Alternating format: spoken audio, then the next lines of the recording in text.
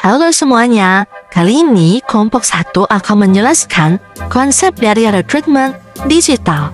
Dan inilah anggota kelompok 1. Oke, selanjutnya mari kita masuk ke materi pertama. Baik, terima kasih moderator. Di sini saya akan menyampaikan materi yang pertama, yaitu tentang kekuatan digital. Kekuatan digital dalam rekrutmen digital terletak pada efisiensi dan kecepatan proses seleksi. Nah, perusahaan dapat menjangkau lebih banyak kandidat secara online, menyaring data pelamar secara otomatis, dan mengurangi biaya rekrutmen. Berikut di antaranya, yang pertama yaitu efisiensi waktu dan biaya. Rekrutmen digital membantu perusahaan mempercepat proses seleksi dan mengurangi pengeluaran, tidak seperti metode tradisional yang memakan banyak waktu untuk sortir dokumen fisik dan koordinasi wawancara. Sistem digital memungkinkan human resource memproses lamaran secara otomatis, mengirim undangan online, hingga menyeleksi berdasarkan kriteria tertentu. Nah, ini menghemat waktu kerja dan biaya operasional seperti kertas dan transportasi. Selanjutnya yang kedua yaitu pemanfaatan artificial intelligence, yaitu AI. AI menjadi elemen penting dalam rekrutmen digital karena dapat memproses ribuan CV dalam waktu singkat. Dengan kecerdasan buatan, proses seleksi lebih objektif karena AI menilai kandidat berdasarkan data, bukan preferensi pribadi. Teknologi ini juga membantu menjawab pertanyaan pelamar melalui chatbot dan bahkan dapat digunakan untuk wawancara otomatis melalui analisis bahasa dan ekspresi. Selanjutnya yang ketiga yaitu akses ke talenta global. Nah, melalui platform digital, perusahaan dapat menjaring pelamar dari berbagai wilayah tanpa batas geografis. Lowongan yang dipublikasikan secara online bisa diakses siapa saja, sehingga peluang mendapatkan kandidat terbaik semakin besar. Nah, ini penting untuk perusahaan yang ingin memperoleh sumber daya manusia berkualitas dari latar belakang dan keahlian beragam. Selanjutnya yang keempat ada keputusan rekrutmen berbasis data. Rekrutmen digital memungkinkan human resource membuat keputusan seleksi berdasarkan data seperti hasil tes online, psikotes, dan profil karir digital. Sistem ini menyediakan laporan komparatif antar pelamar sehingga proses seleksi lebih akurat dan jauh dari penilaian subjektif. Selanjutnya yang kelima yaitu ada seleksi objektif dan konsisten. Nah, dengan sistem seperti ATS, setiap pelamar dinilai menggunakan kriteria yang sama sehingga mengurangi risiko bias dan subjektivitas. Hal ini meningkatkan keadilan dan kualitas hasil seleksi karena keputusan didasarkan pada data dan bukan perasaan pribadi HRD. Selanjutnya yang keenam yaitu ada transformasi budaya dan strategi sumber daya manusia. Penerapan teknologi dalam rekrutmen mengubah peran human resource dari administratif menjadi lebih strategis. Selain mempermudah rekrutmen, digitalisasi ini juga meningkatkan pengalaman pelamar, terutama bagi generasi muda yang terbiasa bekerja di lingkungan digital. Proses yang lebih cepat dan modern juga membuat perusahaan terlihat lebih profesional dan menarik di mata talenta potensial. Selanjutnya yang terakhir atau yang ketujuh yaitu sistem rekrutmen berbasis web. Sistem rekrutmen berbasis web mengintegrasikan semua aspek rekrutmen dalam satu platform, mulai dari pembukaan lowongan, penyimpanan data, hingga pemberitahuan hasil. Dengan database digital, human resource dapat mengelola data pelamar secara efisien dan memantau proses secara real time tanpa dokumen fisik yang menumpuk. Nah, selanjutnya ada evolusi atau revolusi rekrutmen. Nah, evolusi berarti perubahan bertahap atau progresif. Itu rekrutmen digital sebagai kelanjutan dari model tradisional di mana teknologi diadopsi secara bertahap, misalnya ATS, email, dan job portal. Nah, revolusi berarti perubahan mendasar dan cepat. Digitalisasi yang mengubah secara radikal cara human resource menemukan, menyeleksi, dan menilai kandidat. Misalnya lewat AI, analitik prediktif, dan automasi total. Nah, berdasarkan tren terkini, rekrutmen digital lebih tepat disebut revolusi karena transformasinya sangat mendalam dan berdampak strategis pada fungsi human resource, bukan sekedar perbaikan efisiensi. Nah, itu selanjutnya saya akan memberi masing-masing contoh dari evolusi dan revolusi. Yang pertama itu ada evolusi rekrutmen, yaitu digitalisasi proses tradisional. Nah, dalam konteks evolusi, rekrutmen digital awalnya hanya menggantikan proses manual ke sistem online. Contohnya itu iklan lowongan yang dulu ditempel atau ditayangkan di surat kabar, kini diposting di platform seperti Jobstreet. Nah, ada juga CV yang dulu dikirim lewat pos atau fisik, kini dikirim via email atau portal. Nah, selanjutnya itu yang kedua ada revolusi rekrutmen. yaitu perubahan cara kerja human resource secara mendasar. Rekrutmen digital saat ini telah mengalami revolusi, bukan hanya perubahan bertahap, tetapi human resource menggunakan AI untuk screening otomatis, menilai kandidat berdasarkan profil dan data perilaku, bukan sekadar teks GV. Selanjutnya itu ada chatbot human resource dan video AI menangani interaksi dengan pelamar, bahkan bisa mewawancarai secara otomatis. Dan yang ketiga yaitu analitik prediktif digunakan untuk memprediksi performa dan retensi calon karyawan. Dan contoh yang terakhir yaitu pengalaman kandidat dan proses seleksi berlangsung secara end-to-end digital. Selanjutnya yaitu yang ketiga, perubahan pengalaman kandidat. Nah, ini termasuk revolusi. Alasannya, pengalaman kandidat kini sangat dipengaruhi oleh teknologi digital. Misalnya, kandidat bisa memantau proses aplikasi secara real time, mengikuti wawancara video berbasis AI, dan mendapatkan respon otomatis. Nah, dulu pelamar hanya menunggu email atau telepon tanpa mengetahui proses transparan. Sekarang, rekrutmen menjadi lebih interaktif dan dipersonalisasi. Selanjutnya, yang keempat itu ada verifikasi dan kredensial digital. Nah, ini termasuk revolusi. Alasannya, penggunaan teknologi seperti blockchain dan sistem validasi digital adalah perubahan mendasar dalam cara informasi kandidat diverifikasi. Nah, dulu human resource menghubungi kampus atau perusahaan lama secara manual. Kini, verifikasi bisa dilakukan otomatis dan instan dengan sistem digital. Nah, di sini ada pengertian tentang rekrutmen digital. Digital recruitment adalah strategi perekrutan yang memanfaatkan teknologi untuk mencari dan menyeleksi kandidat secara lebih cepat dan efektif.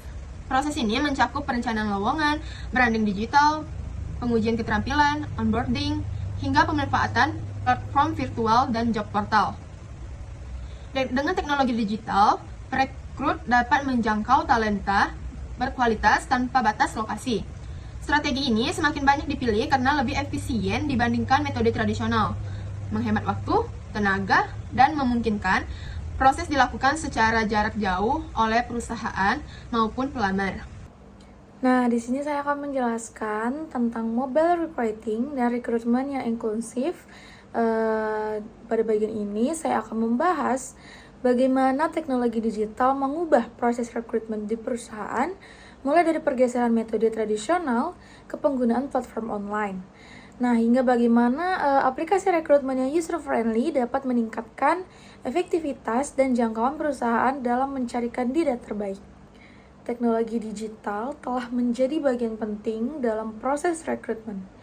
Perusahaan kini tidak lagi hanya mengandalkan metode manual seperti pengumpulan berkas fisik, tetapi juga memanfaatkan platform daring seperti Jobstreet dan LinkedIn. Dengan cara ini, perusahaan dapat menjangkau lebih banyak pelamar, kandidat dari berbagai wilayah. Transformasi ini juga membantu perusahaan menjadi lebih efisien, produktif, dan mampu bersaing di pasar tenaga kerja. Oke, rekrutmen. Rekrutmen itu apa sih? Nah, di sini saya akan menjelaskan bahwa rekrutmen itu merupakan proses mencari dan menarik calon karyawan yang paling sesuai dengan kebutuhan perusahaan. Proses ini sebenarnya merupakan bentuk kompetisi karena banyak pelamar yang memperebutkan pada satu posisi. Rekrutmen harus memberi manfaat bagi dua pihak. Yang pertama itu perusahaan akan mendapatkan kandidat terbaik dan pelamar mendapatkan kejelasan serta pengalaman yang baik. Sumber rekrutmen bisa berasal dari dua sisi, yaitu yang pertama dari sisi internal seperti karyawan lama atau orang dalam, maupun eksternal, yaitu pelamar dari luar perusahaan yang pure melamar melalui proses-proses yang ada di perusahaan. Oke, selanjutnya ada e-recruitment. Nah, perbedaan dari e-recruitment ini dengan rekrutmen biasa adalah bahwa e-recruitment ini melalui proses rekrutmen berbasis digital. Sistem ini memberikan banyak sekali keuntungan seperti efisiensi waktu, biaya juga, karena perusahaan tidak lagi perlu mengelola berkas fisik. Administrasi menjadi jauh lebih baik, lebih sederhana, lebih cepat. Jangkauan pelamar juga akan lebih luas karena semua proses ini dilakukan secara online. Selain itu, fitur otomatisasi membantu perusahaan melakukan seleksi yang lebih objektif dan terukur. Sehingga kandidat yang terpilih pun juga lebih sesuai dengan kualifikasi yang ditawarkan. Teknologi ini sangat berperan penting dalam meningkatkan efektivitas rekrutmen, screening CV, pengumuman lowongan, hingga penjadwalan wawancara dapat dilakukan dengan cepat. Sistem algoritma juga dapat membantu mengurangi bias dan membuat proses seleksi ini akan jauh lebih objektif. Selain itu juga, teknologi meningkatkan pengalaman pelamar karena prosesnya lebih cepat dan lebih transparan. Secara keseluruhan, teknologi mendukung peningkatan produktivitas HR dan memperkuat daya saing perusahaan. Kenapa sih rekrutmen lebih dipilih oleh suatu perusahaan dibandingkan rekrutmen tradisional? Hal ini dikarenakan metode rekrutmen tradisional ini memiliki banyak kendala, seperti pengumpulan berkas fisik yang rentan hilang dan memakan waktu. Proses seleksi biasanya lambat karena dilakukan secara manual, mulai dari sortir berkas hingga menghubungi pelamar satu persatu. Selain itu, metode ini juga akan sulit menjangkau pelamar dari berbagai daerah. Hal ini membuat kualitas kandidat yang dipilih tidak selalu optimal. Karena itu, banyak perusahaan mulai beralih ke sistem digital.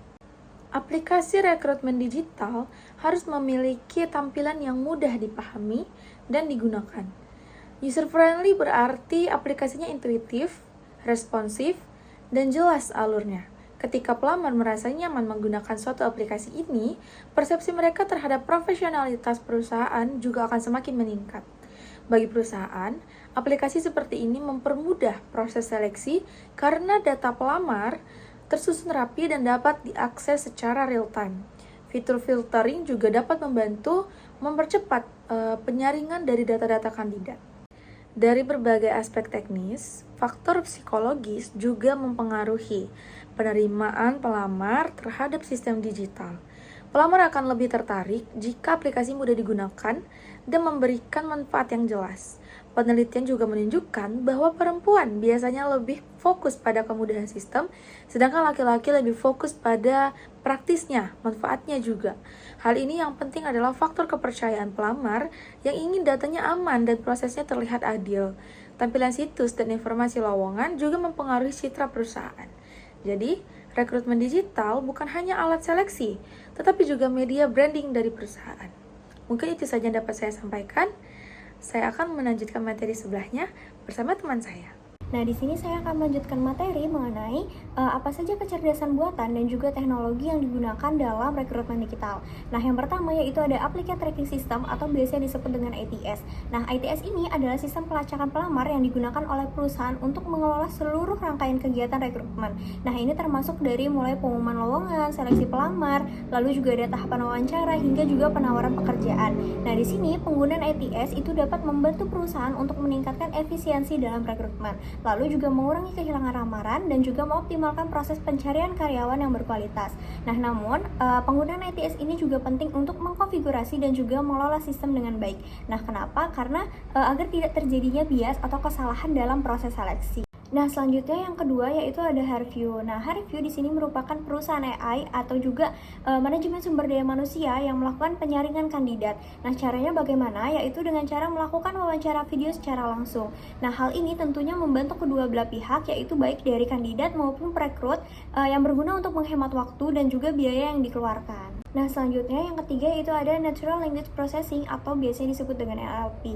Nah, di sini NLP itu digunakan untuk memproses data baik teks maupun lisan oleh pelamar serta juga menganalisis yang kemudian analisis ini akan digunakan oleh perekrut untuk menentukan apakah kandidat ini layak atau tidak. Nah, di sini NLP itu dapat menilai kemampuan menjawab, lalu gerak-gerik, tingkah laku dan juga sifat emosional dari kandidat.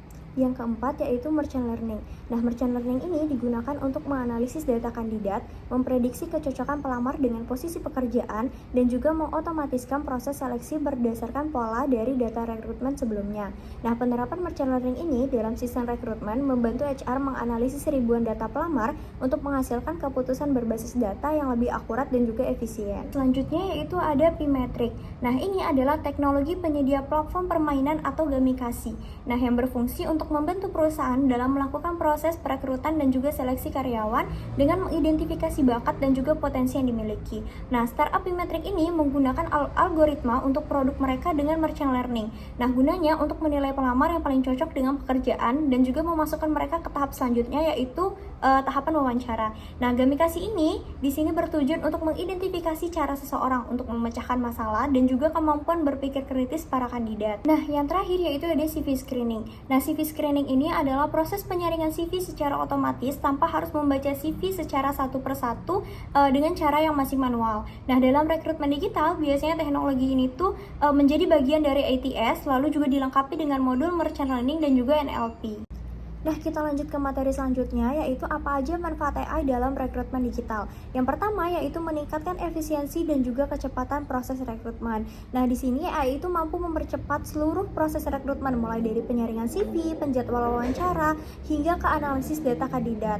Nah, tadi kan kita udah membahas mengenai NLP ya. Nah, jadi di sini tuh sistem NLP itu memungkinkan membaca ribuan lamaran dalam hitungan detik.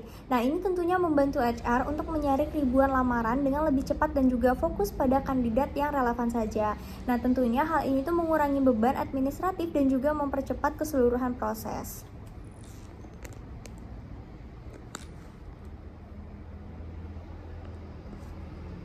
Lalu yang kedua yaitu ada akurasi dan juga objektivitas dalam seleksi kandidat.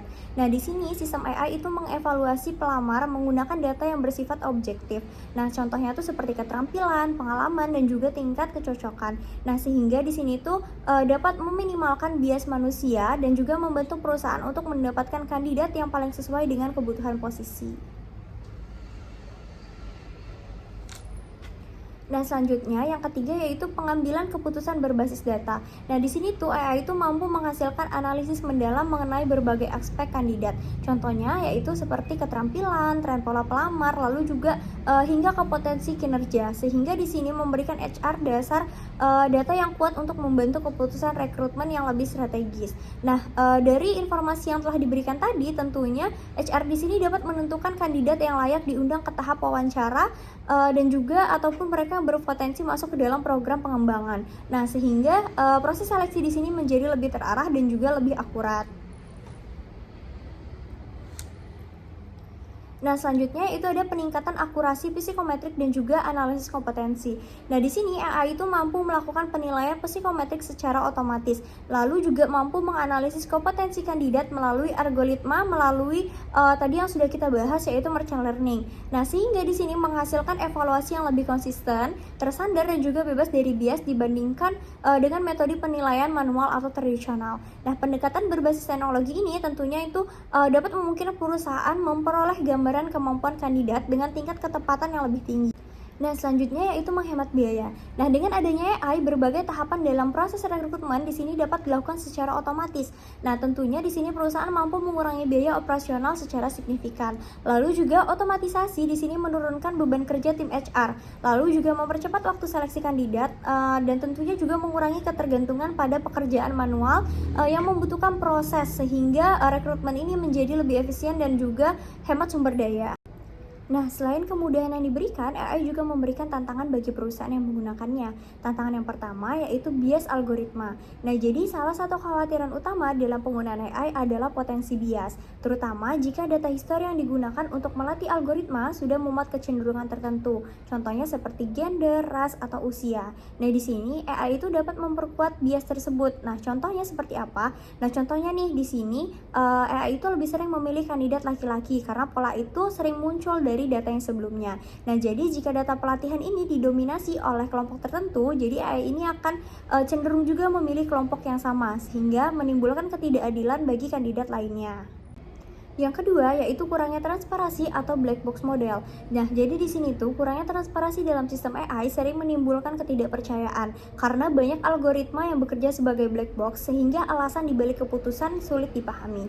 Nah, dalam rekrutmen hal ini membuat kandidat merasa proses seleksi tidak adil karena mereka tidak mengetahui alasan diterima atau ditolaknya mereka. Nah, jadi ketidakjelasan ini dapat menimbulkan frustasi, keraguan, dan juga berdampak pada persepsi serta citra perusahaan. Nah, meskipun dalam keputusan ini AI itu sebenarnya berbasis data. Selanjutnya, yang ketiga ada over reliance atau kebergantungan berlebihan pada AI dan juga dehumanisasi. Nah, jadi di sini over reliance itu terjadi ketika perusahaan terlalu bergantung pada AI tanpa verifikasi manusia, sehingga proses seleksi menjadi kurang akuntabel dan juga berpotensi mengabaikan kandidat potensial yang tidak sesuai pola algoritma. Nah, sementara itu, dehumanisasi ini muncul ketika interaksi manusia digantikan oleh sistem otomatis. Nah, ini membuat kandidat merasa hanya diperlakukan sebagai data. Hal ini menurunkan pengalaman kandidat, mengurangi empati, dan juga beresiko tidak adil bagi mereka yang memiliki kebutuhan khusus. Yang keempat yaitu privasi dan keamanan data. Nah, keamanan dan privasi data menjadi isu penting karena AI memerlukan data dalam jumlah besar. Tanpa sistem perlindungan yang kuat, informasi pribadi kandidat itu berisiko bocor dan perusahaan dapat melanggar aturan perlindungan data. Oleh karena itu, perusahaan harus memastikan teknologi yang digunakan itu benar-benar mampu menjaga keamanan informasi dari calon karyawan. Nah, selanjutnya yaitu isu etika. Jadi, keputusan yang sepenuhnya diambil oleh AI itu memunculkan kekhawatiran soal keadilan dan juga potensi diskriminasi. Jadi, calon karyawan yang menjalankan proses seleksi berbasis AI itu terkadang mereka merasa kurang dihargai karena minimnya interaksi manusia. Nah, hal ini tuh memungkinkan menurunkan kepuasan dan juga minat kandidat yang jika berlanjut maka akan mengakibatkan perusahaan kehilangan calon yang berkualitas. Nah, yang terakhir yaitu biaya implementasi dan juga pemeliharaan tinggi. Nah, penerapan AI dalam rekrutmen memerlukan investasi besar, mulai dari pembelian perangkat lunak hingga biaya pemeliharaan dan juga pelatihan staf HR. Nah, model AI juga harus diperbarui secara berkala. Tentunya, bagi organisasi kecil, beban biaya ini dapat menjadi hambatan utama dalam mengadopsi teknologi tersebut. Nah, sekarang kita masuk ke analisis studi kasus. Jadi, di sini kelompok kami memilih analisis artikel yang berjudul Implementasi Artificial Intelligence dalam proses rekrutmen dan seleksi studi kasus pada PT Sari Petuju Sukabumi. Nah, adapun hasil analisisnya adalah transformasi rekrutmen digital yang diterapkan PT Sari Petuju Sukabumi menunjukkan bagaimana teknologi AI mampu mengatasi berbagai hambatan dalam proses seleksi tradisional. Nah, PT Sari Petuju Sukabumi ini mengalami peningkatan signifikan setelah menerapkan rekrutmen digital berbasis AI. Nah, sebelumnya proses screening itu memakan waktu hingga 45 hari, lalu volume pelamar juga sulit dikelola. Dan penilaian kandidat juga sering bias. Nah, jadi dengan adanya digitalisasi, perusahaan ini berhasil membangun sistem seleksi yang lebih cepat, objektif, dan juga standarisasi. Adapun sistem AI yang dikembangkan oleh perusahaan yaitu meliputi 4 komponen utama, yaitu penyaringan kandidat, analisis kompetensi, penilaian psikometrik, dan juga wawancara virtual cerdas. Nah, dampaknya ini sangat signifikan. Jadi, waktu rekrutmen itu berkurang hingga 60% dan juga akurasi pencocokan kandidat itu meningkat hingga 75%. Nah, meskipun demikian, tantangan tetap ada seperti integrasi teknologi dengan sistem HR lama, lalu juga kebutuhan peningkatan literasi digital tim HR, lalu juga serta isu etika terkait privasi data dan transparansi algoritma. Nah, secara keseluruhan, transformasi ini menunjukkan bahwa rekrutmen digital bukan hanya adopsi teknologi, tetapi perubahan strategis dalam manajemen SDM. Nah, di sini AI membantu mengurangi beban administratif dan juga mengalihkan fokus HR pada pengembangan talenta serta juga peningkatan pengalaman kandidat. Oke, itulah pemaparan materi dari kelompok 1, dan berikut ini adalah kesimpulan dan saran yang dapat kami ambil dari apa yang sudah kami jelaskan. Terima kasih sudah mendengarkan. Lebih dan kurangnya mohon maaf. Assalamualaikum warahmatullahi wabarakatuh.